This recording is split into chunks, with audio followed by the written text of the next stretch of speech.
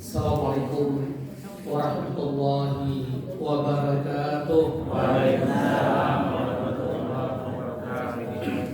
Alhamdulillahilladzi arsala rasulahu bil huda wa dinil haqq liyudhhirahu 'ala dini kullihi wa kafaa billahi shahida. Asyhadu an la ilaha illallah wahdahu la syarika lah wa asyhadu anna Muhammadan 'abduhu wa rasuluh. Amma ba'd. Ma'asyiral muslimin wal muslimat, bapak-bapak, ibu-ibu, jamaah pengajian. Masya Allah, saya rindu dengan Bapak Ibu karena pengajian dengan bersama saya minimal setahun sekali. Minimal. Dan saya yakin kalau setahun sekali ada ayahanda, ibunda yang dipanggil Allah. Di antaranya adalah Pak Budi. Ada istri beliau? Ibunya udah nggak ada lagi Pak, sejak bapaknya Nggak ikut lagi. Saya punya kesan Pak Budi, satu lagi mantan Dirut Bank Mandiri Pak siapa? Pak Kodradi. Nah Pak Kodradi. Karena Beliau beliau rajin itu, ya, Saya rajin kemarin. Ya. Bulan kemarin datang. ya, beliau itu bersama saya ke Aqsa, ke Mesir, Jordan. Bahkan Pak Kodradi diuji oleh Allah, istri beliau sakit di Mesir. Waktu kami ingin menyeberang ke Ka'bah, ke Palestina, dan saya Masya Allah, sosok mantan direksi, sangat mengabdi pada istrinya. Beliau sendiri yang melakukan apapun aktivitas belum tentu saya mampu, dan kami harus meninggalkan beliau. Kami lanjut ke Palestina, beliau harus kembali ke Kairo karena istrinya harus dirawat. Kami pulang ke tanah air, beliau masih di Kairo. Dan travel yang kita tunjuk, saya nggak punya travel saat itu, saya sebagai tour leader, maka bertanggung jawab. Dan alhamdulillah Pak Gubernur merasa juga berterima kasih. Dan alhamdulillah istri beliau masih ada nggak? Masih ya? Bapak di Mati istri Pak Kodradi pertanyaan. Biasanya orang yang merawat duluan meninggal. Ya biasanya begitu. Tapi kalau Allah beliau dibalik mungkin karena keikhlasan, ketulusan beliau. Dan saya tahu banget bagaimana beliau sangat ngomong pada istri. Dan saya yakin kalau lihat tampang bapak-bapak termasuk saya belum tentu sesabar beliau. Biasanya ibu curhatnya apa? Kalau kami sakit, suami biasanya pingin kami 24 jam di sampingnya. Tapi kalau kami yang sakit, Ustaz, suami nggak jelas. Betul ibu? Tapi Pak Kodradi berbanding terbalik. Saya saksi. Ya, saksi hidup. Di negara orang, istrinya sakit. Jam 12 malam. Beliau nggak bangunkan saya, pada sepantasnya beliau bangunkan saya.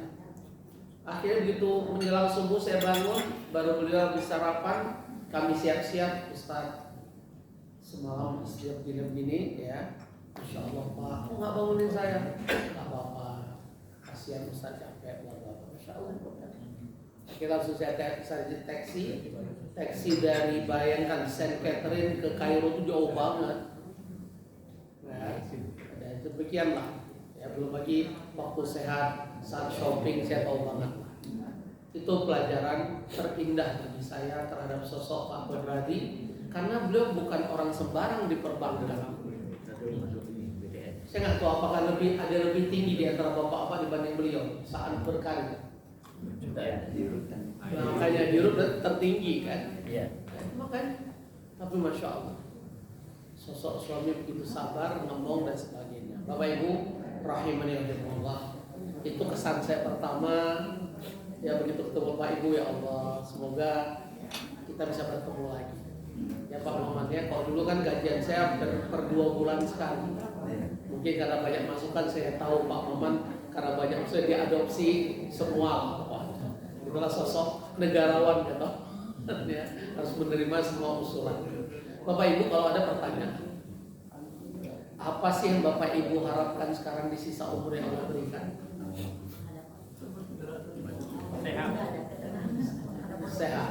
Oke, apa lagi? Atau saya coba cari ininya, multiple choice-nya.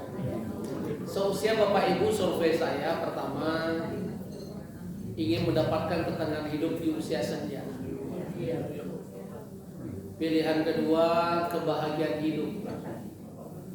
Pilihan ketiga dan terakhir kalau meninggal husnul khatimah. Mana yang dipilih?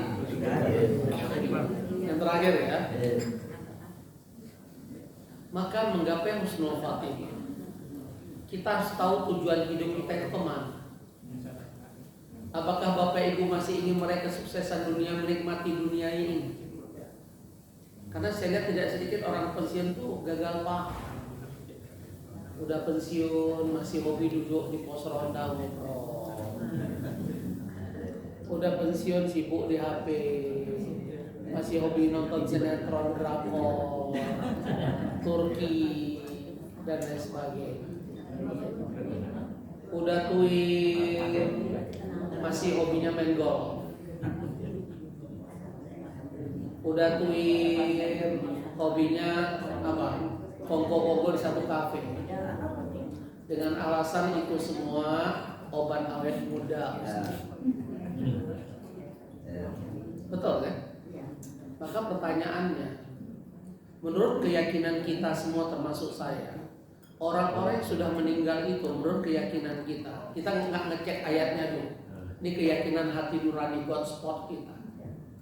Kira-kira menurut kita orang yang sudah meninggal itu banyak yang bahagia atau menyesal? Kok yakin banget? Mana Qurannya? Saya kasih. Oke, kalau ada Qurannya ayat berapa surah apa saya kasih hadiah umroh. Ayo. Kan tadi sudah saya bilang jangan dulu kaitkan Quran karena kalau saya tanya ayat berapa surah apa nggak ada yang tahu. Padahal hadiahnya umroh ke Aqsa. Tapi jangan saya kasih 5 menit pasti nanya AI yang Google.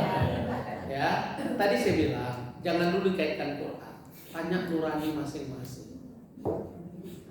Nurani itu hati kecil, paling jujur, disebut dengan God spot, fitrah. Menurut keyakinan kita, orang yang sudah mati itu banyak yang bahagia atau menyesal. Dari mana tahu emang pernah mati?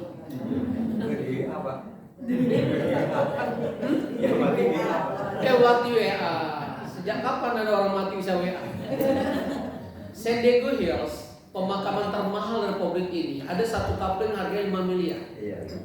Saya berpikir yang 5 miliar ada fasilitas wifi, ada kitchen set, ada minibar kayak apa kayak. Ternyata nggak ada. Kata developernya, Ustadz yang membuat dia mahal bukan fasilitas di liang lahat, tapi yang di atasnya yaitu dekat lapangan golf, dekat helipad, pendaratan helikopter, ada gedung orkestranya. Emang orang mati bisa dengar musik. Terus dekat danau, view-nya berhadapan dengan danau. Emang orang mati bisa ikut mancing mania? Jadi tolong diingat nih, termasuk saya menyampaikan yang mengingatkan. Ternyata keyakinan kita orang mati banyak yang menyesal. Padahal kita belum pernah mati. Dan tidak mungkin mustahil orang mati akan menceritakan kami nyesal loh. Kalau bisa teleponnya Pak Budi. How are you brother? I miss you so much. Karena Pak Budi itu mantan tentara. Saya tahu banget cerita beliau dan perjalanan lagi. Dia memang badannya gak ada antara yang lain. Tapi saat ajal itu tiba, gak ada yang bisa menolak. Idza ja'a ajalum la yasta'khiruna sa'at yastaqdimun. Jangan Pak Budi si Fir'aun si Tuhan Brokoko yang mengaku dirinya Tuhan. Ya Allah berikan dari surah An-Nazi'at ana rabbukum a'la, aku Tuhan kalian maha tinggi. Matinya menggenaskan mati. Karena bumi aja tidak menerima jasad Fir'aun. Kan saat dia tenggelam, pasukannya kan tenggelam, hanya dia dimuntahkan sehingga jadi mumi. Bukan hanya dia, Kemal Pasha Atatürk yang pernah ke Turki, Allah saya 2 kali Allah beri kesempatan ke Turki, itu nggak bisa dimakamkan normal karena bumi memuntahkan jasad Kemal Pasha, sehingga dimasukkan dalam satu mausoleum. Itu nggak bisa kita ziarah. Biasanya kan kalau orang-orang mati, presiden, mantan presiden manapun termasuk Bung Karno, bisa kita ziarahin kan? Dia nggak bisa karena bau. Bahkan dia nggak bisa ditanam ke bumi karena bumi memuntahkan. Dia harus dibeton. Udah dibeton pun dia nggak bisa kunjungi. Ibunya besar banget. Ada tentara, kita tahu lah yang pernah ke Turki. Dan Allah sudah gambarkan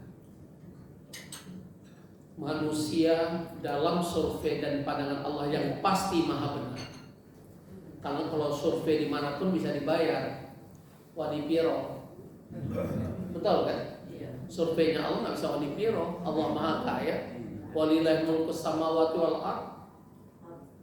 Pertama Bapak Ibu lihat surat Al-Mu'minun, surat 23 ayat 99 dan ayat 100. Hatta idza ja'ahumul maut qala rabbirji'un.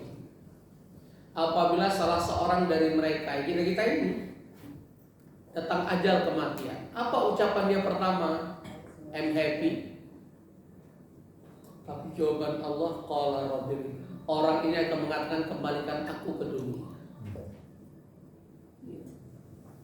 Allah nanya, selama ini kau beri dunia ngapain aja? Apalagi udah usia lollipop, masih ingat kajian saya? Ada Lolita lolos 50 tahun, kayak saya baru 57. Ada Jelita jelang 50 tahun. Kalau saya lihat di sini nggak ada yang Jelita, Lolita aja nggak ada. Yang ada lollipop. Lolos 50 tahun, sudah populer di hadapan malaikat maut. Apa ukurannya lollipop? 60 tahun ke atas, betul apa betul?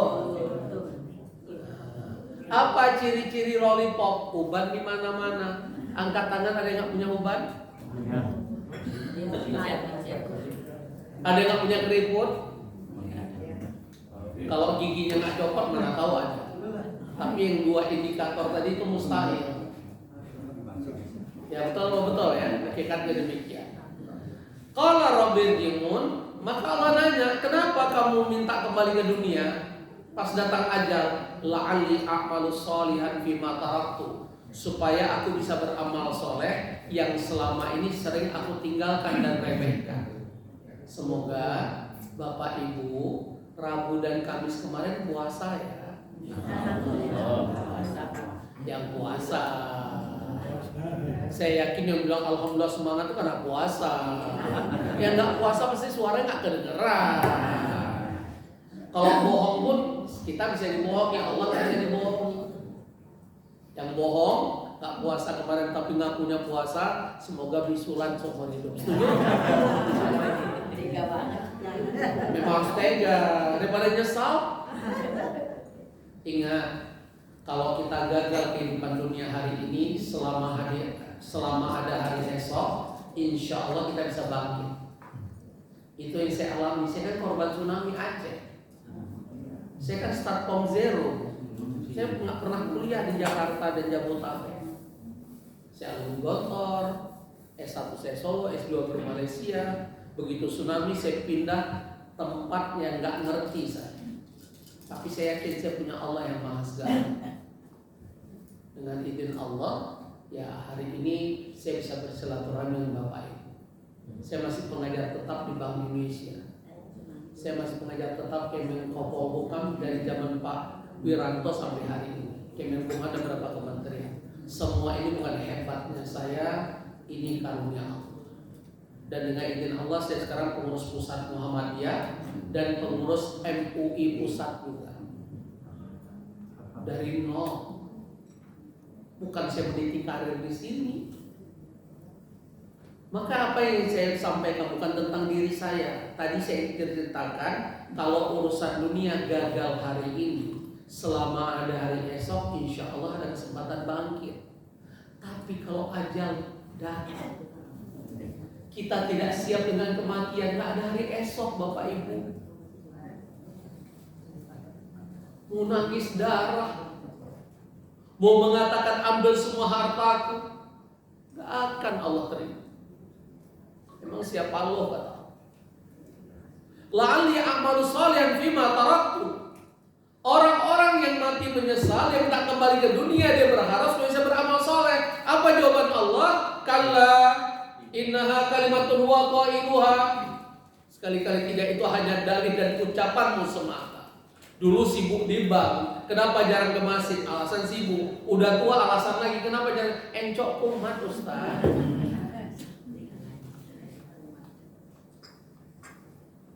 Kenapa jarang ngaji? Katarak Ustaz. Kalau ngaji katarak, kalau nonton sinetron nggak katarak. Bagi di Piala Dunia, udah tuyar-tuyar ngapain nonton Piala Dunia? Ya Allah, lagi nonton datang ajal. Apalagi yang begadang jam 2 malam terus salah minum obat. Saya hobi bola, Bapak Ibu boleh nanya negara apa siapa pemainnya. Tapi udah merasa 57, saya takut lagi nonton bola datang ajal.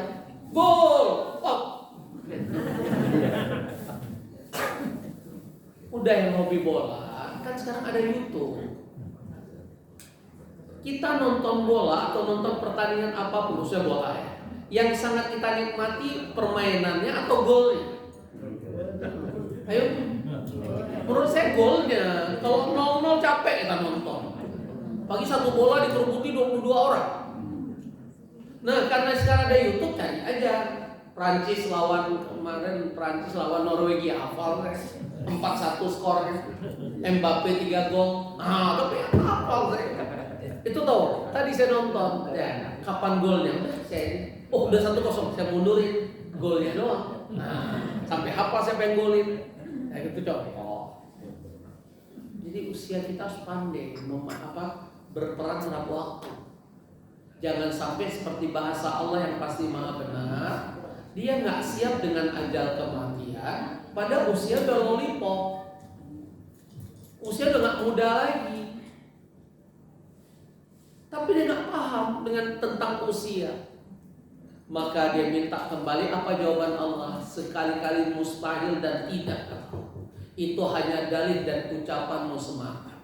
Apalagi orang sudah mati, kata Allah, wa mi waraihim barzakhun ila yaumi ba'tsun. Mana mungkin orang mati bangkit dari kubur? Bapak-bapak, ada yang sudah meninggal istrinya, Pak? Di antara bapak ada yang sudah meninggal istri? Tidak ada. Semua bapak ya. Saya mau nanya, bapak cinta banget nggak istri? Iya. Kalau saya jodohin dengan wanita yang cantik, berkelas, kira-kira masih mau nggak?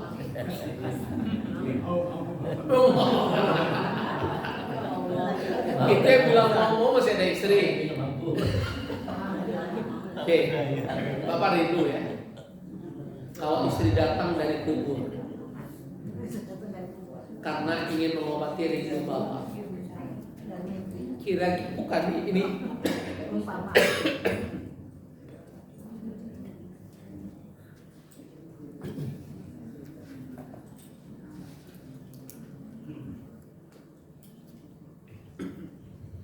Kerinduan Bapak sama dengan kerinduan saya terhadap ibu saya yang hilang dalam tsunami. Seandainya kita berdoa, Allah kabulkan. Aku rindu istriku, aku rindu ibuku, atau siapapun. Allah kabulkan. Dia datang dengan pakaian. Nggak ada orang mati pakaiannya kayak kebaya. Betul tidak? Iya. Karena kita yang memakai pakaian dia kayak kafan. Betul kan? Ada nggak orang mati pakai kain jaring? Kita nggak bicara tetangga sebelah ya, agama sebelah. Agama sebelah pakai dasi, pakai jas. Ini kita cerita kita. Oke? Dia datang dengan pakaian kebesaran kain kafan. Coba jujur Pak, Bapak senang peluk dia, kabur atau pingsan dulu? Coba jujur. Kira-kira dipeluk dengan kain pocong, udah pada bolong-bolong, sundal bolong, atau Bapak kabur atau pingsan dulu? Ingat ya Pak, kalau pingsan nggak bisa kabur. Itu maksud saya. Orang udah pingsan gimana kabur? Betul kan? Setuju ya Pak? Nah, Allah mengatakan, kapan orang mati dibangkitkan dari liang kubur? Ila yaumi yub'atsun. Nanti saat kiamat datang. Kapan kiamat datang? Bapak Ibu yakin nggak ada azab kubur? Bapak Ibu yakin tidak ada azab kubur? Ada yang nggak yakin angkat tangan? Karena ada berapa di YouTube itu ada ustaz nggak yakin. Alasannya tidak ada ayat satupun tentang azab kubur. Ini orang adalah ingkar sunnah. Dia cuma pegang Quran nggak lihat hadisnya. Bagaimana Abu Bakar bertanya pada Rasulullah SAW, ya Rasulullah, ajarkan aku. Ingat Abu Bakar bisa bahasa Arab nggak? Bisa orang Arab. Kira-kira kalau ngarang doa bisa nggak? Bisa. Tapi nggak pede, nggak kayak sekarang. Tahu-tahu bisa bahasa Arab ngarang-ngarang aja. Sehingga kita dengar ada sholawat Gus Duriyah. Saya langsung dengar saat itu dengar telinga saya apa nih baca. Gara-gara ternyata itu tadi sholawat Jokowi ya. Saat tawaf dia baca Pancasila. Serius ya ngomong, bukan saya karang-karang. Saya ada di tempat pakai towel ini. Kayak bangga. Orang-orang di luar sana bingung apa yang dibaca. Sama dengan bingungnya orang-orang Arab.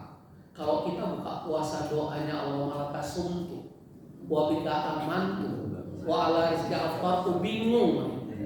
Karena saya bisa bahasa Arab sampai mereka nanya isyhad Taufik. Mada takkan? Apa yang mereka baca? Kok kamu nggak pernah dengar? Karena doa buka puasa itu Allah malaka sumtu apa? Zahabal dhama'u wa qallatil 'uruqu wa tabatal ajru insyaallah. Siapa yang buat Allah makasum itu bukan Rasulullah SAW. Orang yang merasa bisa bahasa Arab. Itu masalahnya. Makanya tadi saya beritahu Abu Bakar bisa bahasa Arab, sangat bisa orang Arab. Tapi satu hari Abu Bakar nanya, ya Rasulullah, ajarkan aku doa sebelum aku menyelesaikan sholat supaya aku berlindung dari azab neraka dan azab kubur.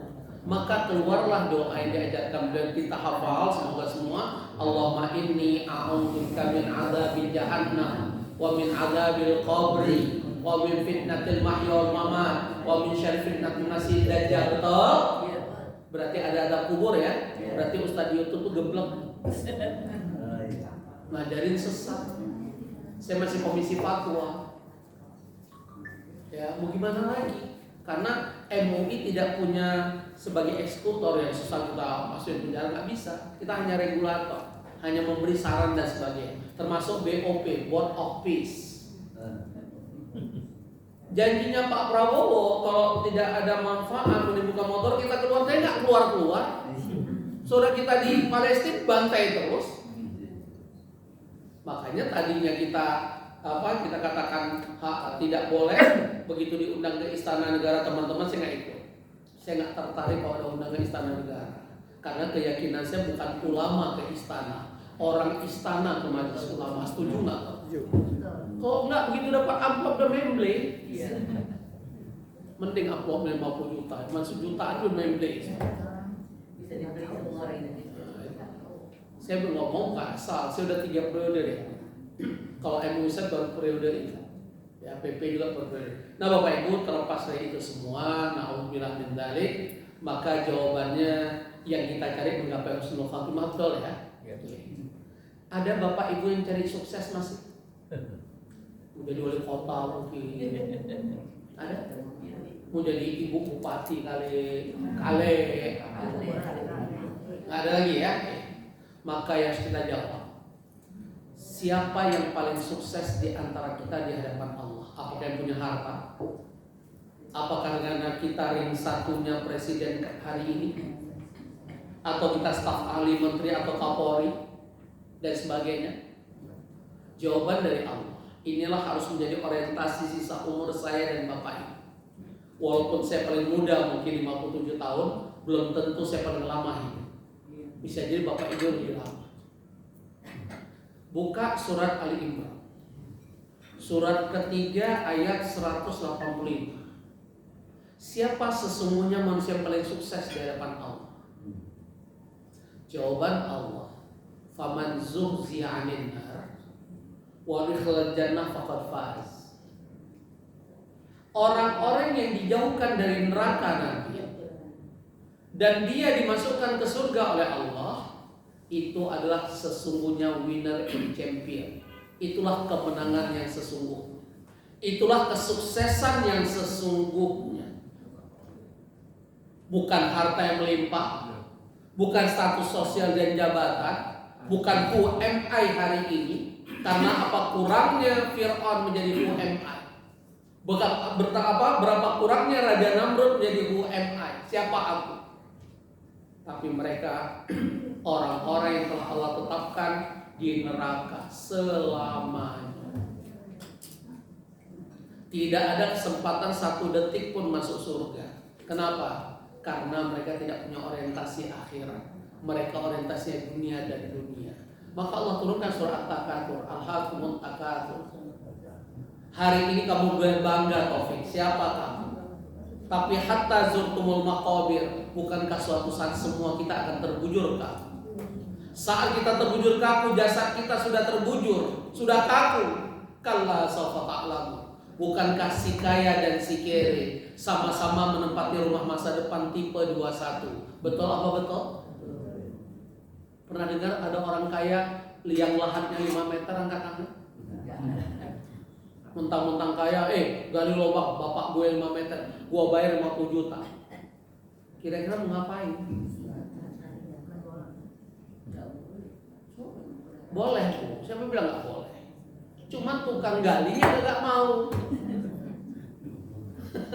Kecuali kita bayar, mungkin di bawah kali-kali dibayar masalahnya. Tapi mubazir mau ngapain 5 kali meter? Kan tetap dimiringkan. Jasad kita, Bapak Ibu, itu nggak boleh terlentang gitu, dimiringkan. Apa fungsi berikutnya? Udah dimiringkan, kan ditaruh papan tuh, karena kita dilarang menyakiti si mayit. Coba nggak pakai papan, langsung tanah, kan menyakiti, duduk gitu, sampai begitu kita perlakukan si mayit. Ada semua kaidahnya, nggak boleh sembarang. Bahkan sunnahnya ini sebenarnya, tapi sunnah yang nggak dijalankan, sunnah yang terabaikan.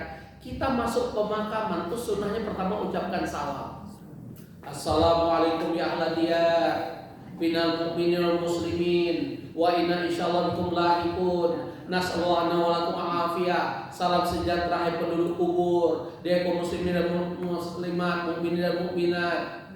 Ya, kami juga sedang menunggu giliran. Dan kami mohon keselamatan untuk kalian dan untuk kami. Kan itu isi pertanyaannya. Orang yang mendengar ucapan salam wajib jawab ya. Orang mati, ruhnya udah mati atau masih hidup? Pernah dengar? Waalaikumsalam Fatimah.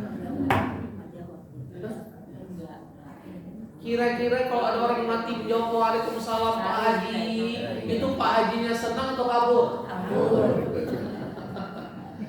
Jadi orang mati ruh betul masih hidup, adapun jasad kita hancur kecuali orang-orang yang Allah pilih. Para nabi, para rasul jasadnya yang hancur. Para syuhada, siddiqin, solihin jasadnya yang hancur. Tapi para penghafal Quran yang dekat dengan Allah ikhlas karena Allah hancur. Kita termasuk saya hancur dimakan belatung 3 hari kemudian.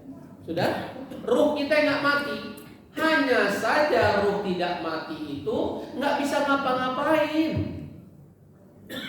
Ayah, ini kita mau nikahin anak ayah, doa restu ya. Kira-kira keluar nggak kata-kata ayah restuin? Kira-kira kalau dapat ucapan dari kubur senang atau kabur? Atau pingsan? Ingat orang pingsan nggak bisa kabur. Ya, nggak ada orang bisa kabur, betul tidak? Ya, jadi itu harus dipahami. Bapak Ibu rahimahullah, pegang erat-erat. Inilah orientasi kita sesungguhnya dalam hidup. Dijauhkan dari neraka, Allah masukkan ke dalam surga. Inilah bahasan kita. Siapa golongan manusia yang sangat dirindukan surga? Betapa senangnya kalau kita dirindukan oleh anak cucu kita. Betapa senangnya kalau kita dirindukan oleh komunitas pengajian ini. Saat kita nggak ngaji, mereka bertanya, di mana fulan? Aku ingin ketemu setiap bulan. Di mana Pak? Bapak-bapak dan sebagainya, ibu dan sebagainya. Itulah kerinduan yang sangat kita harapkan. Makanya ini terakhir pengajian di gedung ini katanya tadi akan pindah di Jalan Slamet Riyadi, ya betul ya? Saya pikir Slamet Riyadi Solo. Jadi ingat geng Solo. Ini pindah kenapa? Ada pesanan geng Solo. Karena Jalan Slamet Riyadi kan gitu ya. Oke, saya alumni Solo jadi paham. Nah Bapak Ibu, ada 4 golongan manusia yang dirindukan surga. Mari saya mengajak diri saya dulu, supaya saya tidak omdo depan Allah. Mari kita sama-sama berjuang berusaha sisa umur yang Allah berikan harus masuk 4 golongan manusia yang dirindukan oleh surga. Siapa dia? Yang pertama. Saya dikasih sampai jam berapa Pak? Mendekati lohor. Mendekati lohor. Berarti saya kasih setengah 12, sisanya sampai zuhur, karena zuhur sekarang jam 12 kurang 5. Cocok ya? Bisa hadir ya? Siapa manusia yang dirindukan oleh surga? Yang pertama, talil Quran. Talil Quran. Bukan tali, ini bahasa Arab. Talil Quran adalah talayakmu, mereka yang suka membaca Al-Quran, tilawah. Jadi pembaca Quran namanya talil Quran. Apa beda qiraah dengan tilawah? Kalau qiraah sekedar membaca. Kalau tilawah kita baca dan berusaha kita pahami. Harus baca artinya karena Quran bahasa Arab. Coba bahasa Sunda. Coba bahasa Jawa. Ceto ya lo. Karena bahasa Arab nggak harus baca artinya. Syukur-syukur baca tafsir. Makanya digambarkan betul baca 1 huruf Al-Quran 10 kebaikan. Hadisnya sahih tidak salah. Alif Lam Mim. Ada berapa huruf? 3. Dapat 30 kebaikan kata Rasulullah SAW. Alif Lam Mim 1 ayat. Pertanyaan saya, apa keutamaan baca Quran 1 ayat? Kalau 1 huruf tahu semua ya 10 kebaikan. Ini pelajaran setahun lalu. Karena ketemunya setahun sekali kan Pak? Ayo apa? Apa keutamaan baca 1 ayat Al-Quran? Lupa lagi ya Bu ya? Baru setahun. 1 ayat itu nilainya, keutamaannya lebih baik daripada seseorang memiliki seekor onta yang besar. Onta dengan grade A seperti ini di Saudi rata-rata harganya 50 juta. Berarti 1 ayat yang kita baca di Al-Quran Alif Lam Mim itu kan 1 ayat 3 huruf. Itu nilainya setara hampir 50 juta. Siapa di antara Bapak Ibu penghasilannya saat kerja sehari 50 juta, angkat tangan plus angkat kaki? Karena Pak Kodradin aku masih gitu jauh banget Ustaz.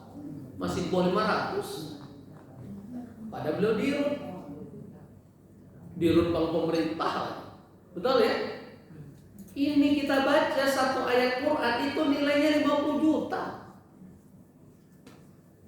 Maka kalau ingin dirindukan surga, jangan jauh-jauh dengan Al-Quran. Al-Quran kita punya tanggung jawab terhadap Al-Quran.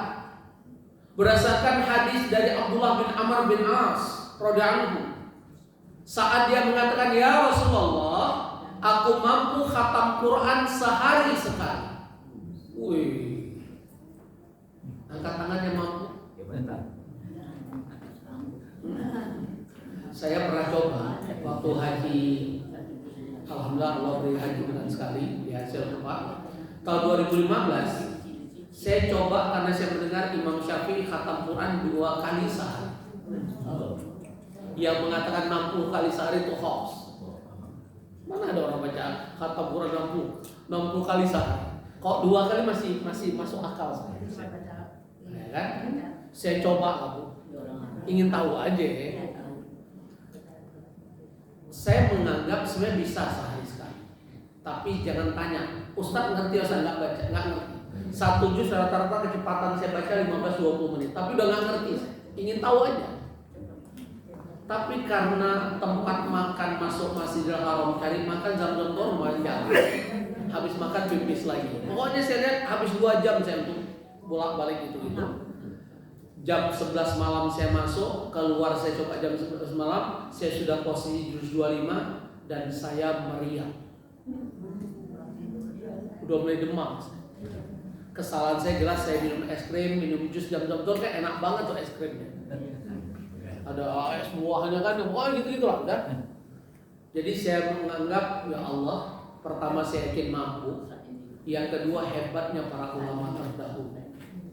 Kita aja sampai meriang, hari juz 25 meriang. Maka saya mohon diri saya dan Bapak Ibu. Apalagi Bapak Ibu yang nggak kerja apa? Ngomong cucu, MC. Yang masih MC saya nyesal. Tugas ngomong cucu itu bukan tugas kita lagi. Dulu kita muda dan ngurus anak, betul. Masa udah tua masih ngurus cucu? Kapan dekat dengan Allah? Kenapa ibu ngajari MC? MC di mana? Saya pikir MC beneran. Bukan ngomong cucu, Ustaz. Saya pikir master seremoni. Makanya saya tanya, ibu udah tua MC di mana? Ada yang masih pakai ketawa deh. Bukan MC itu Ustaz, ngomong cucu. Oh, bulat. Kan bulat. Coba ya kan? Bisa nggak Bapak Ibu? Saya challenge. Ini baru kita bersaudara dunia akhirat. Baru komunitas perkumpulan pengajian dunia akhirat. Apa itu? Mampu nggak setiap hari 1 juz? Mampu. Insya Allah. Ini baru 1-2. Yang punya belum saya ada 50. Mampu nggak sehari 1 juz? Harus mampu. Kalau ingin dirindukan surga, harus mampu. Gimana caranya? Saya yakin kok Bapak Ibu sekali duduk kayak saya 1 juz, 2 juz, pasti encok rumah. Caranya Pak Farman, habis subuh 2 lembar bolak-balik, zuhur 2 lembar bolak-balik, asar 2 lembar ini bolak-balik bukan martabak telur. Ini Quran nih, 1 lembar bolak-balik, 2 lembar bolak-balik. Kalau Bapak Ibu istiqomah seperti yang saya sampaikan, insya Allah one day one juz. Deal? Yang nggak mampu saya doakan dapat hidayah. Kalau meremehkan anjuran ini semoga bisulan. Kok Ustaz bisulan dulu sih Ustaz? Saya baru tahu orang bisul itu nggak bisa duduk. Kalau lagi pecah itu nggak bisa tidur, nyut-nyutan. Makanya diremehkan bisulan gitu. Ya istilah gitu. Ini yang canda. Saya berharap saya cinta Bapak Ibu karena Allah. Saya berharap kita berkumpul di surganya Allah. Saya berharap kita saling mendoakan. Saya berharap kita ta'awadu 'alal birri wat taqwa, saling tolong kebaikan dan ketakwaan. Nggak mampu sekali dulu 1 jam karena udah udur Ustaz. Mata saya udah katarak Ustaz. Coba berjuanglah saya dan Bapak Ibu dengan cara apa? Dengan cara pertama Allahumma paksakan. Kalau bahasa saya nggak khatam, sebulan minimal sekali saya denda 10 juta. Kenapa? Ustadz banyak duit? Enggak. Karena dengan denda sebesar-besar seperti itu saya mikir mendingan beli susu anak 10 juta. Tapi kalau saya nggak khatam, saya denda 100.000. Kira-kira pilih bayar denda atau khatam? Nah, paham maksud saya ya?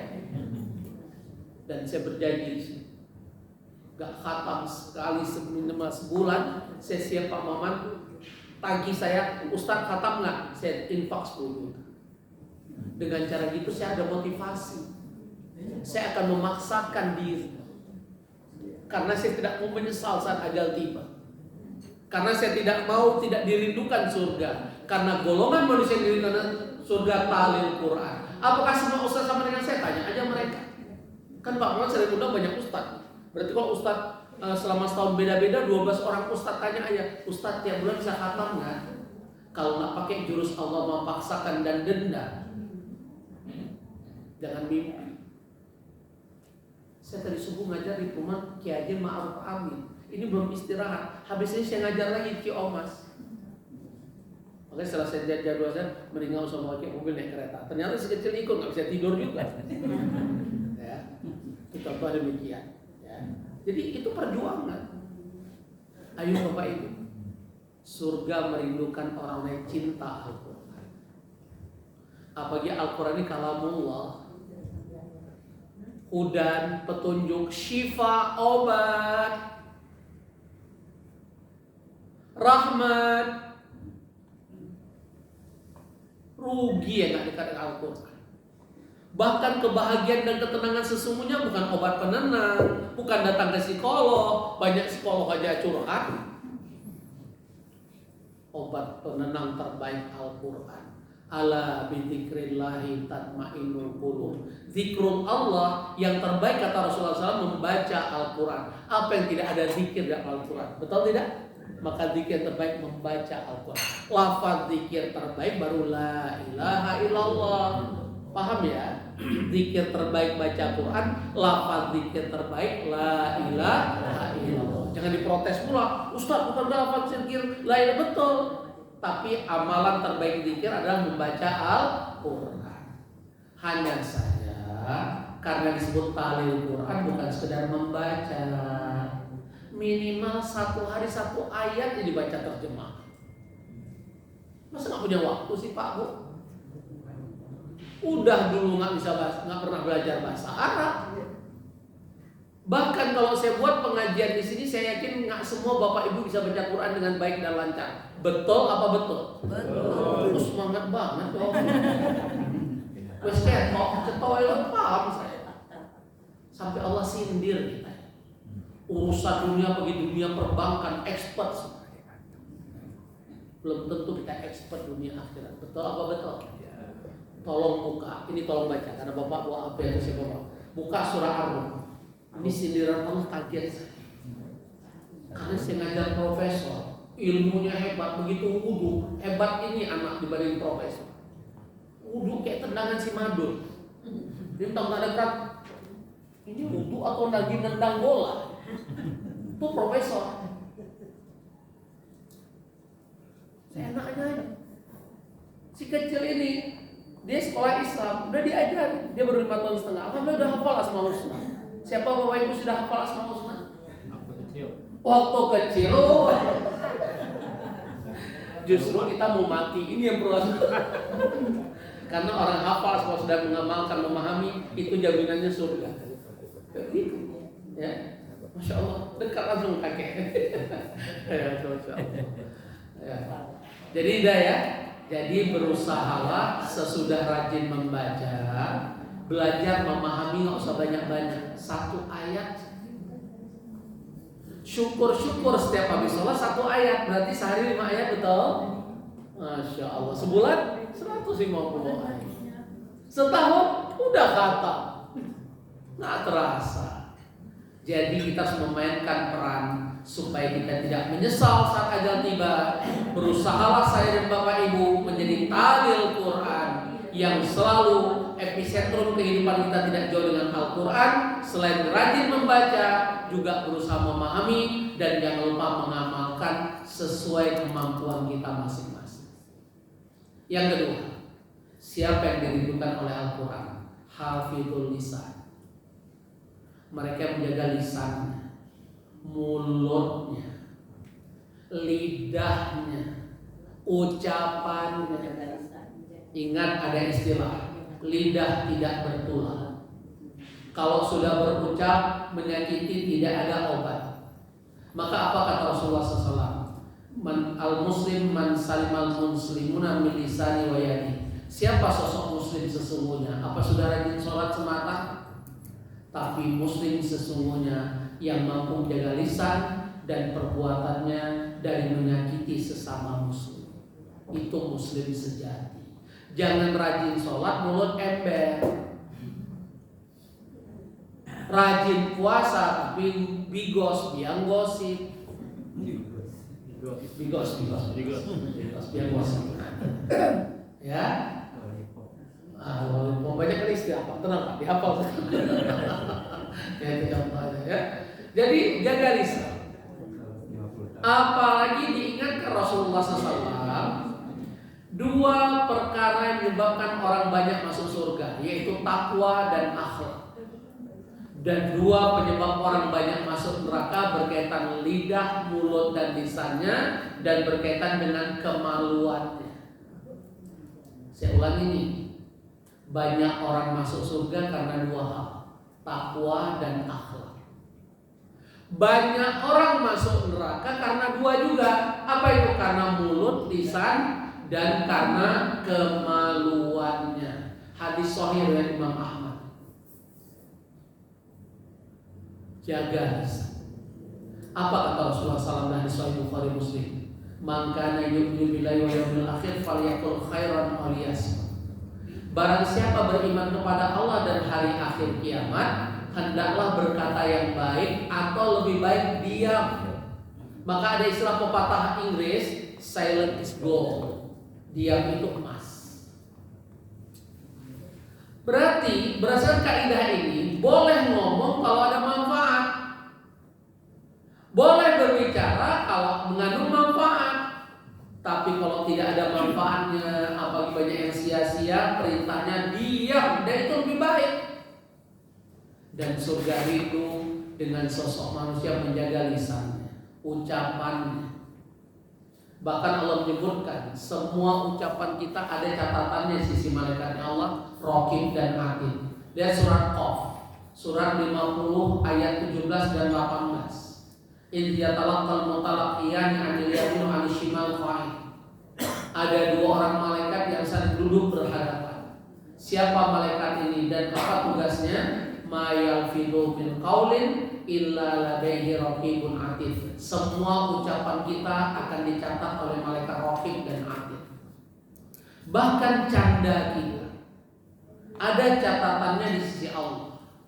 Apalagi canda itu banyak dustanya. Stand up komedian banyak dustanya, penting orang ketawa. Pelawak itu banyak dustanya, penting orang ketawa. Apa kata Rasulullah SAW? Ana za'imu bi baitin fi wasatil jannah liman taraka mizahan, liman taraka al-kadhiba wa in kana mazihan. Aku orang yang menjadi seorang surga yang paling tengah kepada mereka meninggalkan perkataan dusta walaupun bercanda. Pentingnya menjaga lisan dan ucapan, khususnya emak-emak. Emak-emak ini kan paling banyak mengajar ya. Kalau dia absen, emak-emak paling banyak. Maka dikenal power of emak-emak. Kalau emak-emak udah turun jalan udah panci semua tuh, nah, ya kan? Udah. Tapi emak-emak yang hebat di sisi Allah dari segi ibadah diterangkan oleh Rasulullah SAW. Justru emak-emak banyak penghuni surga dan neraka. Kenapa penyebabnya? Ayo. Tidak bisa menjaga lisan. Masya Allah. Bahasa Rasul kafratul li'an. Suka ngeluh, bin bawel, bin cerewet, bin kepo, bin ahli sejarah. Nggak pernah kuliah fakultas sejarah. Kesalahan suami 20 tahun lalu masih diingat gak? Sejak kapan kuliah fakultas sejarah? Itu salah satu penghuni neraka. Yang kedua apa bu penyebabnya? Yakfurna ashira, tidak taat pada suami. Banyak wanita hari ini ada uang abang, nggak ada uang abang. Semoga bukan ibu-ibu di sini. Bisa bayangkan ini nyata yang sekarang. Istri jenderal bintang 2. Qadarullah wasilah beliau lah saya ngajar di Menko Polhukam karena saya itu beliau deputi. Saya ngajar di rumah beliau. Tiba-tiba ibu ini begitu soal pensiun WA saya.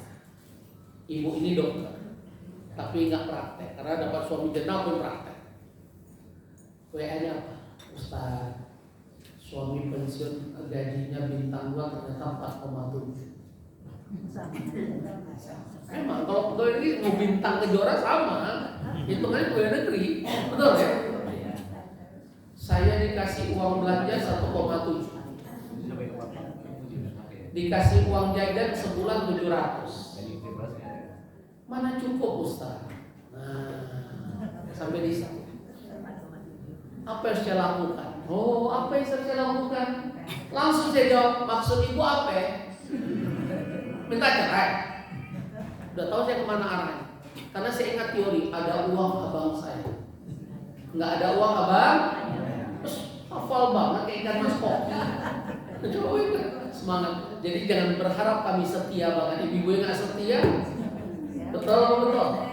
Bahkan survei BP4, saya diundang Kementerian Agama, Pak Menteri, saya sebagai MUI, diundang ke hotel salah satu hotel bintang, saya nggak sebut. Itu survei direktur BP4 ngomong depan kami audien bahwa kami pernah buat survei. Dari 100 wanita kami survei ada satu pertanyaan. Kalau ibu-ibu kembali muda, kira-kira kalau memilih suami tetap bertahan suami hari ini atau cari suami lain?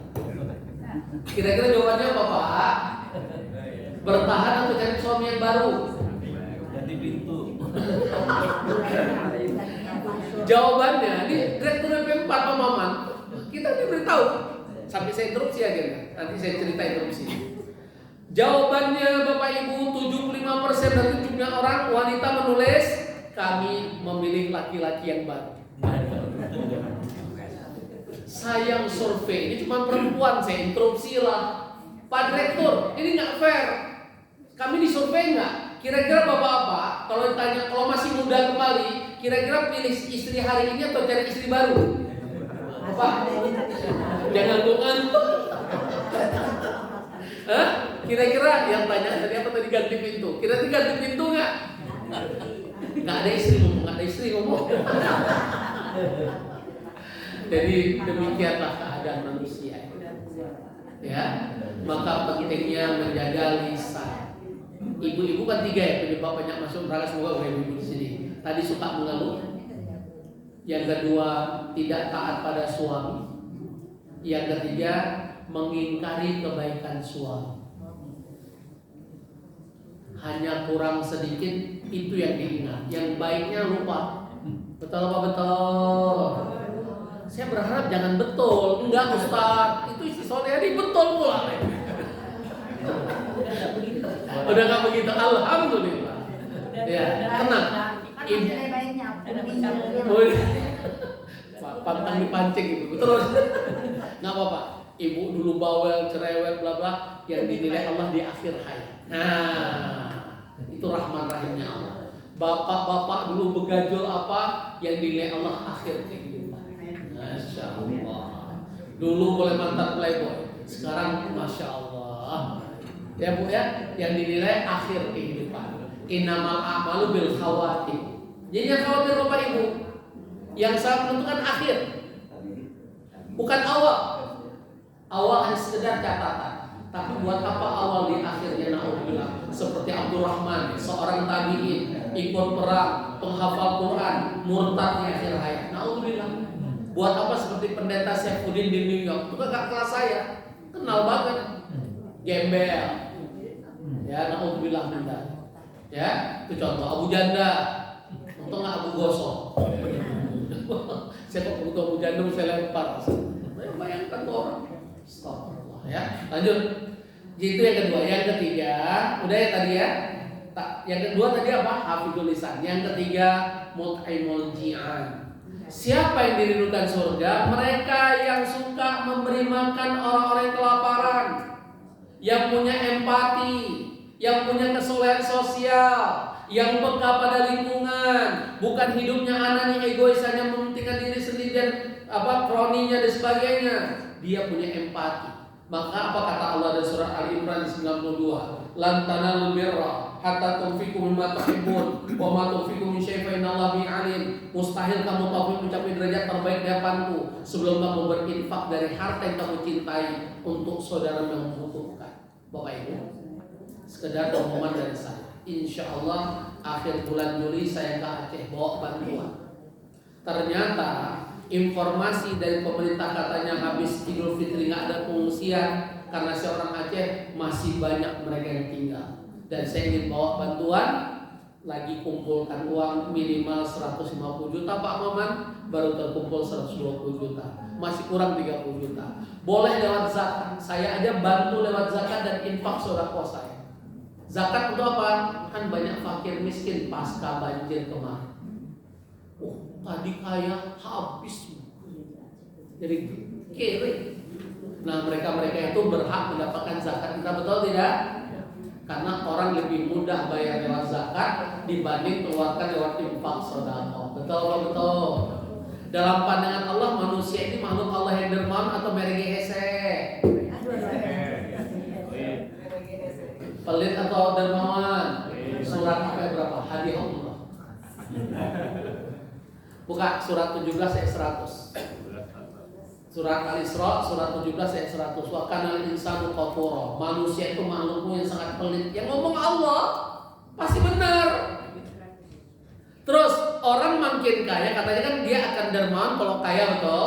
Pertanyaannya, orang kaya banyak yang dermawan atau banyak yang merege hesek pelit? Semangat banget jawabnya. Itu nyindir atau jawab? Jawab. Ada nggak ayatnya? Ada. Buka surat Ma'arij surat 70 ayat 2 surat 71 ayat 21. Mohon maaf, surat Ma'arij surat 70 ayat 21. Surat 70 surat Ma'arij ayat 21. Ada yang mau baca? Nah, jangan dipikir jadi orang kaya dermawan, belum tentu. Buka, baca Pak. Surat 70 ayat 21. Nah, supaya canggih Pak, di atasnya kan ada gambar kayak pagar-pagarnya. Bapak tekan situ terus tulis 21 langsung keluar nih. Nah, bisa begitu. Karena HP-nya Android, tinggal penggunaannya belum bisa. Udah ketemu Pak? Ya, Ibu baca silakan, baca Bu. Apabila mendapat kebaikan atau harta, jangan pikir. Berarti orang kaya makin banyak harta, makin kikir atau dermawan? Kikir. Yang ngomong saya atau Allah? Allah pasti maha benar kan? Kenapa banyak orang kaya pelit? Jawaban Allah, buka surah Al-Fajr surat 89 ayat 20. Ayo dibuka surat 89 Al-Fajr ayat 20. Kenapa banyak orang kaya pelit? Kalau orang kaya bisa nggak pelit, gak aman di negeri ini. Potensi zakat kita itu bisa sampai hampir 500 T. Yang terkumpul tiap tahun nggak sampai 5 T. Kemana sih saya? Silakan baca.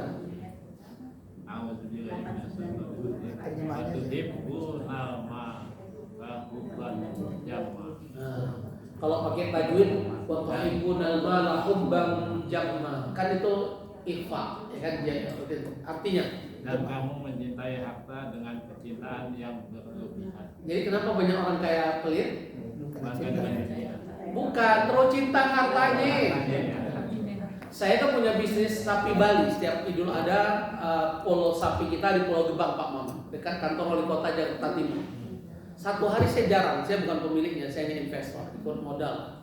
Satu hari saya ada di situ, ada orang turun dari Rubicon. Rubicon terbaru, mengkilat banget. Yang turun nggak main-main, masya Allah.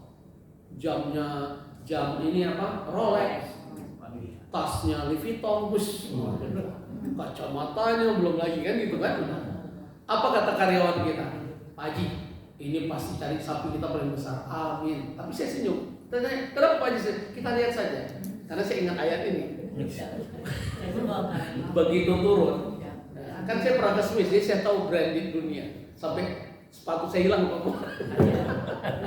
Jadi cerita aja. Ya udah. Pertanyaan dia, karena dia tahu saya mungkin dia lihat dibanding karyawan, mungkin saya paling inilah rapi dikit Pak. Pak Haji, ada nggak sapi yang di bawah 200 kilo? Kan tadi bayangan kita cari sapi paling besar. Dia tanya ada nggak di bawah 200 kilo? Nah ini saya tahan ketawa nih depan dia, kan harus jagalah perasaannya. Maaf Pak, kami jual sapi paling kecil 250 kilo. Kira-kira dia tawar gak 250 kilo? Hah? Balik badan dia pulang. La haula wala quwata illa billah.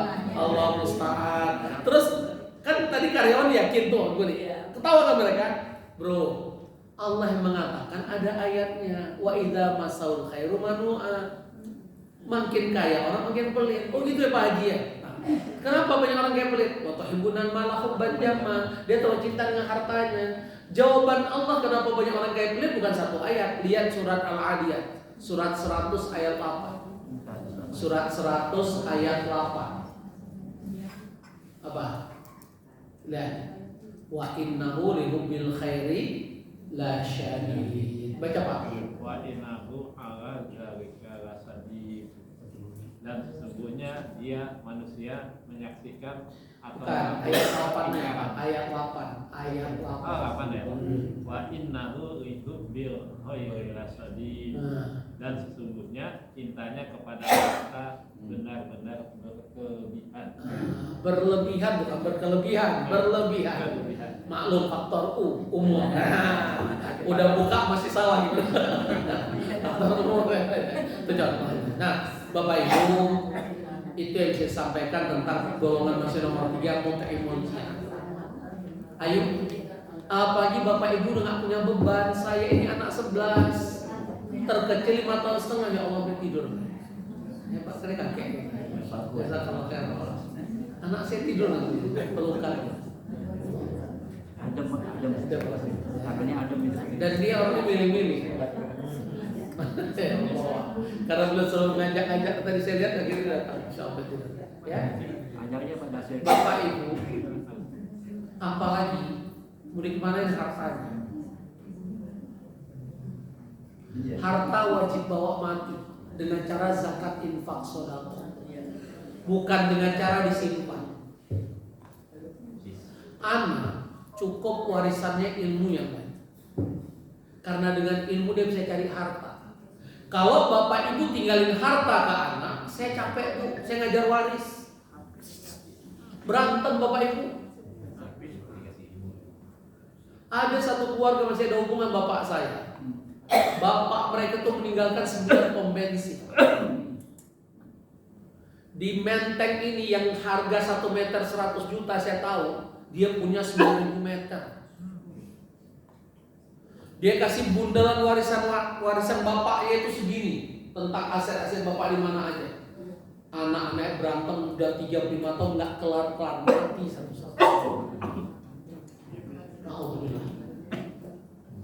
Pengadilan mental, saya terakhir udah dikit lagi sampai saya undang provokator ke rumah saya. Karena kan masih saudara tadi saya bilang kan. Udah lama. Abang kalau ikhlas dari Mas Ben, hukum Allah, abang dapat 50 ngapain lagi bang? Pertama udah iya, pas pulang setan masuk, nggak bisa deh. Aduh. Waduh saya telepon saudara. Alhamdulillah Kak, bang, semua ini insya Allah dia oke. Udah mau saya antar stasiun, dia di mobil saya bilang nggak bisa deh. Astaga. Itulah harta anak, ujian dan musuh yang nyata. Buka nanti surah At-Taghabun, siapa anak kita? Siapa? Apa itu harta kita? Buka surah At-Taghabun, surat 64 ayat 14 dan 15. Biar jangan gagal paham. Dipikir banyak harta ninggalin warisan nyaman di alam kubur. Tingkat ayahnya papa mereka punya hutang, saya bilang kita nggak bisa bagi waris sebelum hutang main kita lunasi. Nyeletuk anaknya, yang punya hutang kan papa Ustaz, ini kan milik kami. La Allah wala quwwata illa billah. Pernah dengar orang mati cekek orang hidup? Pernah dengar nggak orang mati cekek orang hidup? Pernah dengar? Enggak. Yang bilang pernah itu kebanyakan nonton sinetron. Hanya sinetron. Mana ada orang mati cekek orang hidup? Langkah hidup mayat. Wow. Ada yang namanya mayat. Bukan istilah-istilah doa. Hati-hati. Bapak Ibu udah gak banyak beban seperti saya. Saya bukan hanya anak 11. Saya punya tunanetra 60 tanpa yayasan. Punya anak yatim 75, ibu 24, 75, total 210. Setiap bulan saya berpikir baru 12 tahun saya berjuang bersama mereka. Ternyata ada yang nyeletuk Ustaz. Anak saya sejak bayi dengan Ustaz. Sudah 19 tahun hari ini. Allah. Tanpa yayasan dan tanpa tim pencari dana. Hanya Allah yang bantu. Lewat mana? Paling saya WA Pak Maman, kalau Allah gerakkan hati beliau transfer, oh enggak ya selesai. Hanya gitu doang. Dan itu pun cuma sepekan sekali hari Jumat. Dan itu udah lama saya ngajak Pak Maman. Kan betul kan dulu pernah kan awal-awal gitu. Karena bukan ingin ngemis saya, ingin ngajak ayo berbuat baik supaya nggak menyesal saat ajal tiba. Dan penyesalan manusia kata Allah dengan surat Munafikun ayat 10 berkaitan apa? Berkaitan investasi, gagal jadi direksi, atau berkaitan infak sodako. Penyesalan kita berkaitan apa? Sodako. Rabbi laula akhartani ila ajalin qarib fa sodako wa kum minas sholihin. Dan tolong diingat Bapak Ibu, nggak mungkin ahli sodako itu bangkrut. Yang bangkrut itu yang merek hesek, yang bengkor. Sampai Allah bersumpah, lihat surah Al-Baqarah 245, man dzalladzi yuridullah qardan hasanah fa yudha'ifahu adhafan katsira wallahu yaqdiru yasur ilaihi turja'un. Makin kita banyak berinfak, makin Allah buka pintu rezeki seluas-luas. Apa kata Rasulullah SAW? Manak sama di sodako, nggak akan berkurang harta kamu lewat sodako. Itu sumpah Rasulullah SAW. Datang kita pelit-pelit. Ya, kalau ibu dan bapak ingin termotivasi dengan sodako, buka Al-Baqarah 245, Al-Baqarah 261, Al-Baqarah 274, Al-Baqarah 276, buka surat Sabah ayat 39, buka surat At-Taghabun ayat 15. Semua janji Allah ahli sodako kumakmurkan. Adapun mereka yang Allah hancurkan, lihat surat Muhammad ayat 38 karena pelit, mereka hesek. Lihat nanti surat At-Taubah ayat 35. Orang pelit, harta yang disimpan-simpan, kelak harta itu menjadi bara api. Buka surah At-Taubah ayat 35. Harta yang kita simpan itu jadi bara api nanti jadi kiamat. Cukup masnya Mas Taufik sudah 90 kilo. Jangan kebanyakan mas. Ya, naudzubillah ya. Buka surah At-Taubah ayat 35 dengan surat Muhammad surat 47 ayat 38. Itu kehancuran orang pelit yang mengatakan Allah, bukan komisi fatwa. Saya kalau cuma omong-omong, Ustaz cuma ngajak kami, Ustaz sendiri pelit, Allah Maha tahu, hancur hidup saya. Ayo kita sama-sama harus menjadi manusia yang dirindukan surga, mutaimun jihad, yang peduli pada orang yang membutuhkan. Aceh memanggil kita, dan saya sudah ajak. Bapak ibu nggak bisa nanya sodako, Ustaz siapa yang kebutuhan pensiun berapa? Zakat kalau ada. Dengan cara itulah kita bawa mati harta. Dengan cara apapun, zakat, infak, sodako, bawa dia mati. Yang kita tinggalin berantem, saya ini ngajar waris. Sampai saya buka, 35 tahun nggak kelar, 9 pom bensin. Punya tanah Menteng, berapa Menteng? Tahu Menteng? Itu berapa tahun lalu udah 100 juta, gimana hari ini Menteng? La haula wala quwwata illa billah. Dan yang terakhir pas setengah 12, siapa yang dirindukan surga nomor 4? Mereka yang berpuasa di bulan Ramadan. Alhamdulillah, semua kita sudah berpuasa Ramadan. Tinggal satu harapan kita, Rabbana taqabbal minna innaka samiul alim wa tub 'alaina innaka tawwabur rahim. Semoga puasa Ramadan kita diterima oleh Allah. Dan kekurangan-kekurangan saat kita berpuasa, mungkin ngomongin orang, nonton nggak suka, semoga Allah ampuni kesalahan kita. Termasuk yang tarawihnya hanya semangat di awal. Kalau dilihat wajah-wajahnya semangatnya awal, lama-lama MPP mundur pelan-pelan. Di akhir Ramadan udah muntaber, mundur tanpa berita. Alasannya mudik lah, sibuk kue lebaran, mulai. Na'udzubillah. Hanya itu, masih ingat saya ulangi ya, 4 golongan dirindukan surga. Pertama siapa? Talib Quran. Mereka yang senang dengan Al-Quran. Yang kedua, menjaga lisan. Yang ketiga, suka berbagi, memberi makan. Yang keempat, berpuasa di bulan Ramadan. Tapi puasa yang benar, bukannya nafar haus. Kerjanya nonton sinetron, itu puasa apaan? Ya, naudzubillah. Puasa yang benar. Dan terakhir saya tutup, yang kita belum buka, Bang, Pak Haji, tolong buka tadi surah Ar-Rum, surat 30 ayat 7. Karena saya tahu banget bapak-bapak ini sangat expert dunia perbankan. Tapi jangan sampai nggak expert dunia akhirat. Nah, buka surat 30 ayat 3. Artinya aja, karena udah setengah 12. Mereka mengetahui yang lahir atau tampak dari kehidupan dunia. Kalau Sedangkan ilmu pada ekonomi kehidupan perbankan akhirat ekspor, mereka lalai. sedangkan akhirat lalai. Wudhu kayak tadi, udah guru besar cara wudhu kayak tendangan si madun, Pak Haji. Tahu tendangan si madun? Kaki kiri kanan kayak itu jangan. Coba dia wudhu tentang kerang. Itu profesor. Baca Quran apalagi udah kayak kereta lambat banget. Kita udah 10 ayat itu percis bahasa Allah. Dia expert urusan dunia, dia nggak expert urusan akhirat. Pada kehidupan kita sesungguhnya dunia atau akhirat. Yang lebih hebat dunia expert, akhirat expert, top martok. Itulah Rabbana atina fid dunya hasanah wa fil akhirati hasanah wa qina adzabannar. Cocok Bu? Dunia sukses, akhirat sukses. Masya Allah. Jangan amin wae, action.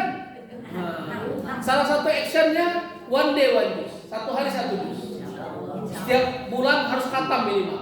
Yang nggak khatam denda 10 juta. Deal? Kalau udah denda nggak deal kok ngomong. Ustaz Taufik deal. Deal? Itulah cara kita motivasi diri. Paham ya Pak maksud saya? Oh nggak gitu lolos Pak. Sibuk, mata tinggal 5 watt. Udah katarak, udah nggak sanggup, ada aja ngeles gitu. Datang cucu lah, inilah, itulah, terus ngeles. Begitu mati, baru nyesal karena nggak bisa ngeles lagi. Ada pertanyaan? Silakan. Ibu menanya, mau pakai mic atau ada mic lain Pak? Mau ada yang pakai ini berarti? Nggak usah, gitu. Silakan. Nah itu aja. Saya Pak. Betul. Di belakang ada mic Pak. Biar didengar yang lain. Ini aja. Ini aja. Bosan. Nggak apa-apa, nanti baru kembali ke sana. Mic kami yang belakang. Assalamualaikum warahmatullahi wabarakatuh. Oh ini saya kan lebih dekat. Pertanyaan saya yang pertama Pak, sebenarnya kalau kita baca Al-Quran itu qiraah atau tilawah. Kalau karena kita mengejar satu juz, one day one juz, kadang-kadang kebanyakan enggaknya gitu loh Pak. Jadi lebih baik kita pakai qiraah atau tilawah.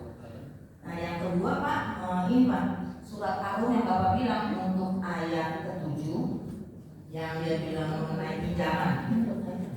Bukan, pinjaman surah Al-Baqarah 245. Arum Pak, Arum. Arum ayat 7 tentang orang ngerti dunia tapi lalai akhirat. Mengenai utang Pak. Utang itu 245. Al-Baqarah 245. Utang maksudnya ibu apa? Ibu berhutang. Enggak, ada yang orang berhutang. Oke. Karena di situ dari ayatnya menyatakan kita itu merupakan sedekah kita ketika memberikan pinjaman atau kelebihan hari. Tapi pada saatnya kita tagih dia nggak bayar gimana? Oke. Itu aja Pak. Makasih. Bismillah. Pertama, tolong bedakan qiraah dengan tilawah. Qiraah hanya sekedar membaca, nggak pernah belajar untuk memahami. Makanya tadi yang dirindukan surga bukan qori. Apalagi qori sekarang kan kadang-kadang mohon maaf banyak unsur wujudnya, banyak tidak sesuai kaidah. Bismillahirrahmanirrahim. Pada mat arinis kultum kan cuma 6 ketukan. Tapi karena dia merasa suaranya bagus, indah, mulailah dia. Kalau niatnya bukan karena Allah habis. Ya itu contoh. Itu namanya qori. Sedangkan di sini hadisnya talil Quran. Berarti selain membaca, kita mencoba memahami. Tadi kalau Ibu menyimak benar-benar, saya bilang baca Quran sehari 1 juz, memahaminya cukup 1 ayat. Paham? Nggak usah banyak-banyak. Emang Quran tuh baca Quran apa? Cukup 1 ayat tapi Ibu renungkan, Ibu pahami, syukur-syukur Ibu cari tafsirnya apa ya. Kalau Ibu nggak ngerti, Ibu tanya orang yang ahli menyimak perintah Allah. Fas'alu ahla dzikri in kuntum la ta'lamun. Kalau kamu tidak tahu, tanya pada ahlinya, misalnya demikian. Itulah disebut dengan tilawah. Pembacanya, pelakunya namanya talil Quran. Kalau cuma baca namanya qari'ul Quran. Itu ismul fa'il kalau grammar bahasa gitu. Qira'a ya qira'u, qira'an, qari'an. Itulah kalau grammarnya ya. Paham ya Bu ya? Jadi yang terbaik yang mana Ustaz? Ya jelas yang tilawah. Dia baca, dia belajar memahami sehingga tersentuh qalbu. Dan memang ada perintah Allah dalam Al-Quran, bukan sekedar membaca kata Allah, tapi Quran harus dipahami. Lihat surat Muhammad, surat 47 ayat 24. Afala yatadabbaruna al-Quran am ala qulubin aqfaluha. Kenapa kamu tidak mempelajari Al-Quran? Kalau tidak hatimu akan tertutup dari kebenaran. Saya yakin semua kita sangat familiar dengan surat Yasin. Betul apa betul? Kalau disuruh baca lebih lancar surat Yasin atau surah Al-Baqarah? Yasin. Tapi kalau ditanya ngertikah isi surat Yasin? Abdi mah Yasin wae. Betul.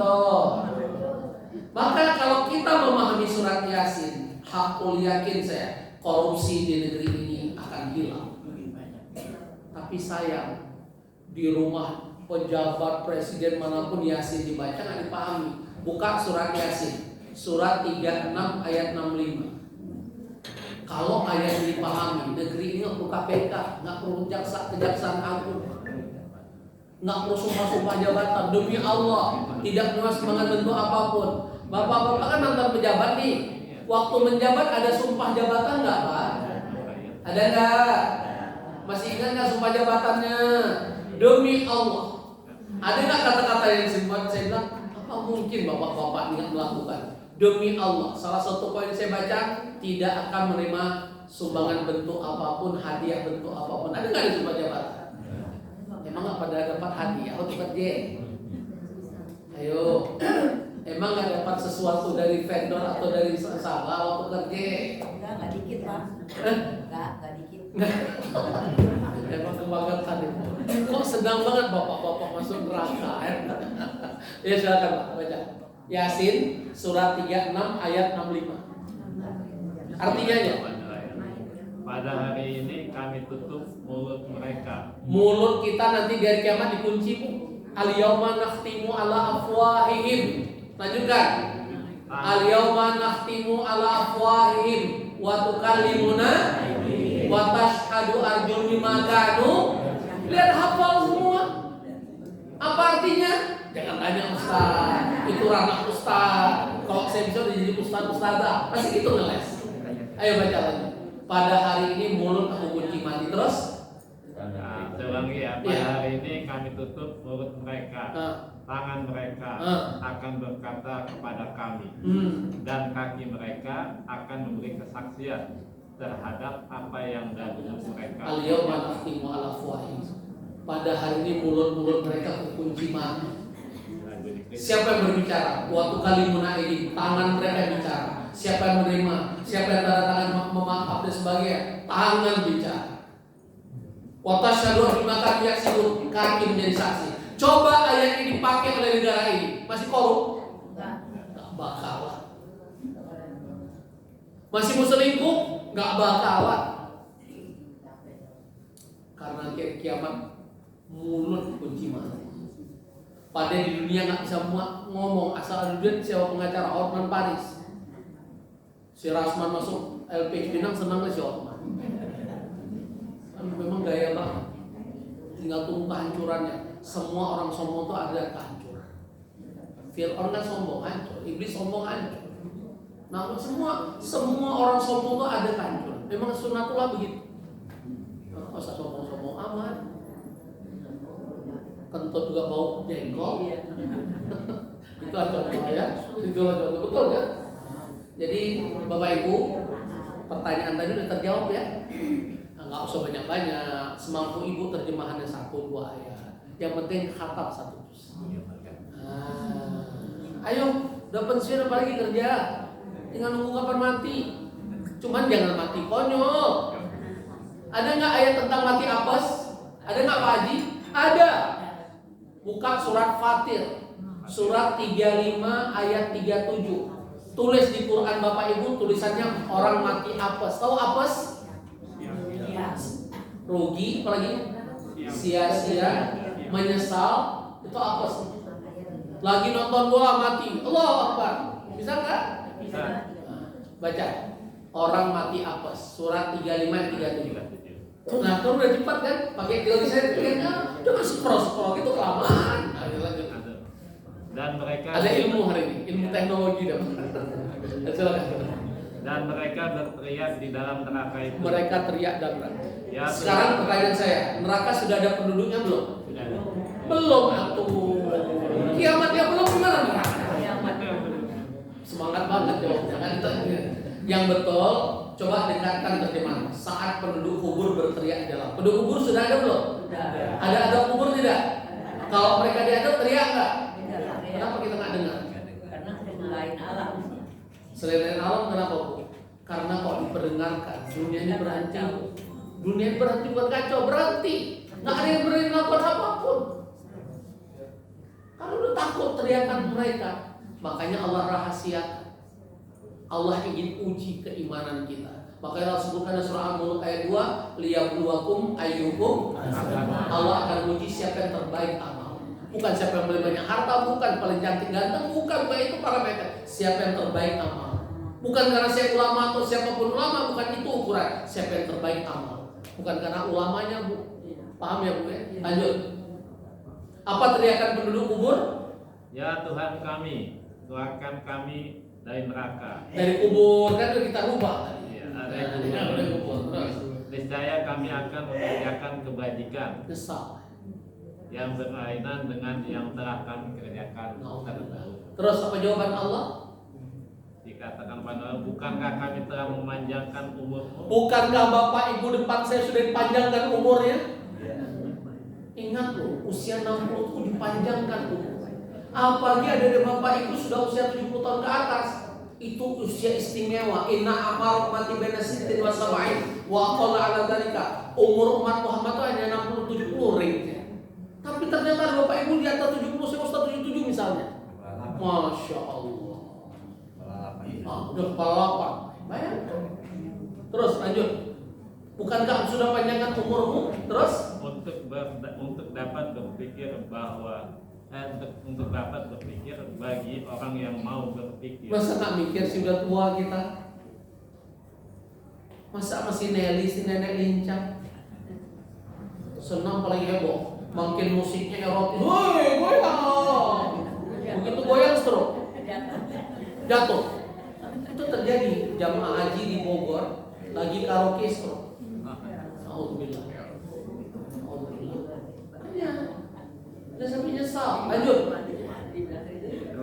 Padahal telah datang kepadamu seorang memberi peringatan. Apa kata Ibnu Abbas? Apa yang dimaksud orang-orang tuwir ini sudah datang sang beri peringatan? Uban.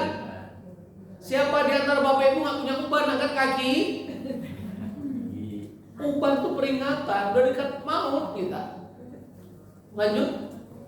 Itu kata Ibnu Abbas, bukan kata Stofi. Ibnu Abbas yang tafsirkan ayat itu. Maka rasakanlah azab kami. Dan bagi orang-orang zalim tidak ada seorang penolong. Mau teriak di kubur siapa menolong?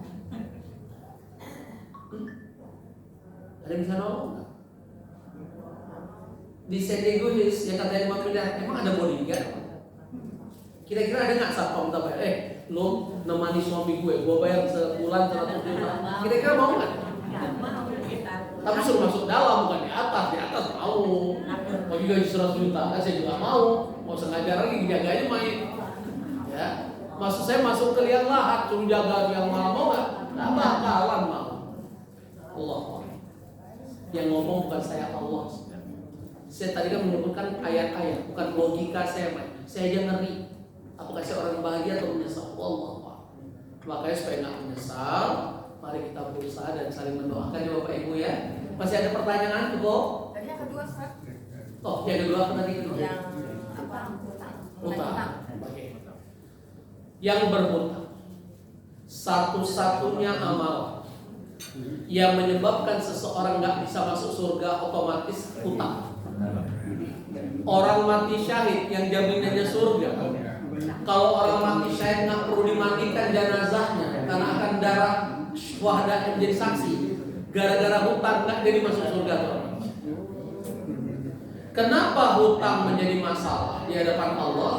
Karena itu bentuk kezaliman manusia terhadap saudara yang lain. Makanya Allah abadikan. Orang yang berhutang itu seperti orang yang kesurupan, kemasukan setan. Buka Al-Baqarah 275. Karena ibu yang bertanya, ibu yang memulai, ibu yang mengakhiri. Kayak lagu Bro di besok 6. Bukan besok 5, juga besok 6. Buka Al-Baqarah 275. Udah ketemu? Baca artinya. Orang-orang yang memakan bertransaksi dengan riba tidak dapat berdiri kecuali seperti orang yang berdiri sempoyongan karena kesurupan setan. Demikian itu terjadi karena mereka berkata bahwa jual beli itu sama dengan riba. Padahal Allah telah menghalalkan jual beli dan mengharamkan riba. Siapapun yang telah sampai kepadanya peringatan dari Tuhannya menyangkut riba, lalu dia berhenti sehingga apa yang telah diolehnya menjadi miliknya dan urusannya terserah kepada Allah siapa yang melakukan transaksi riba. Mereka itulah penghuni neraka, mereka kekal di dalam. Nauzubillah. Dengarkan Bapak Ibu. Ini ada mantan-mantan banker. Apa itu riba? Kullu qardin jarra fahuwa riba. Setiap pinjaman, setiap kredit, setiap utang ada tambahan itulah riba. Dan orang yang melakukan transaksi riba nggak main-main ancaman Allah. Yamhaqullah riba, pasti Allah hancurkan hidup. Ustaz, kalau kami baru tahu, tinggal tobat. Cara tobatnya banyak infak sedekah. Karena hartanya masih banyak mengandung riba, caranya keluarkan. Tidak bisa dengan astagfirullah, nggak bisa. Karena harta harus dikeluarkan. Bersihkan harta dengan cara infak sedekah. Dan itulah yang disebut hutang secara hukum boleh mubah. Yang menjadi masalah kalau hutang ada tambahan. Di dunia perbankan istilahnya interest. Di dunia perbankan ada namanya denda. Bunga, interest itu bunga. Ini denda. Lain lagi kan denda kan? Paham ya? Oke itu. Dan itu riba nggak main-main. Kata Rasulullah SAW, "Riba itsnan wa sab'una baban." Pintu dosa riba ada 72 pintu dosa. Adnaha mithlu ityan rajulin. Yang paling ringan dari dosa riba seperti berzina dengan ibu kandung sendiri. Itu dosa riba paling ringan.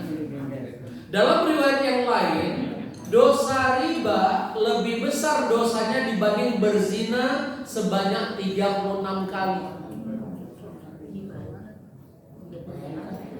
Dosa riba itu berat sekali. Dan seorang profesional jamaah saya tinggal Sentul City. Saya pikir itu rumah dia karena dia mengatakan, "Ustaz, dulu saya bekerja di satu perusahaan besar. Saya keluar negeri itu sepekan bisa 6 atau 5 kali minimal. Saking uang saya nggak berseri, saya itu air kobokannya sering wine-nya Prancis yang mahal. Saking uang. Hari ini hancur. Rumah kontrakan. Satu dia curhat saya. 2 anaknya adik kelas saya jauh, alumni UAI di Malaysia.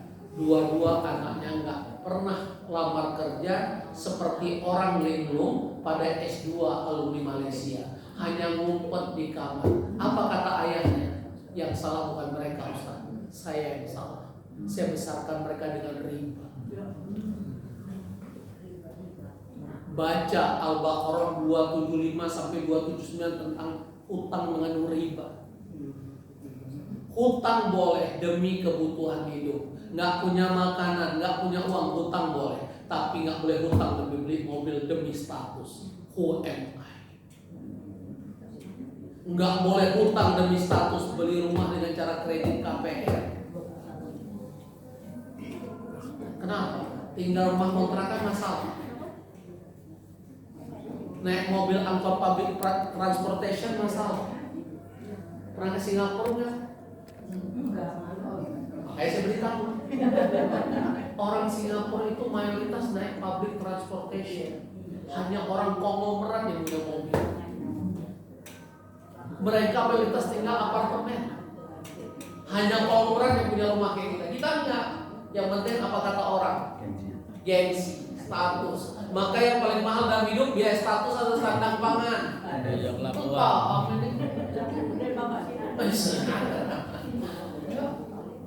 Karena kita gengsi. Saya ngomong bukan teori. Saya habis tsunami ngontrak dulu. Mobil cuma mampu beli 20 juta. Padahal waktu dia pakai mobil build up sih. Akot selo masih hafal. Jepang langsung build up. Harus 20 juta ya tiap bulan mogok. Nggak mampu bayar di bengkel resmi, yang bengkel bawah pohon. Jadi kok saya sekarang pakai Pajero baru, saya lihat orang mogok-mogok. Ada, saya ingat masalah. Ya Allah beri mereka kesabaran. Karena saya pernah mengalaminya. Naik mobil Espas, kan ada timing belt, putus. Jam 11 malam di Bojong, hujan petir gelap, nangis. Karena saya pernah pakai mobil build up di Aceh. Apa sih lo keren kan? Yang mobil kayak begitu kan? Harus naik mobil yang begitu.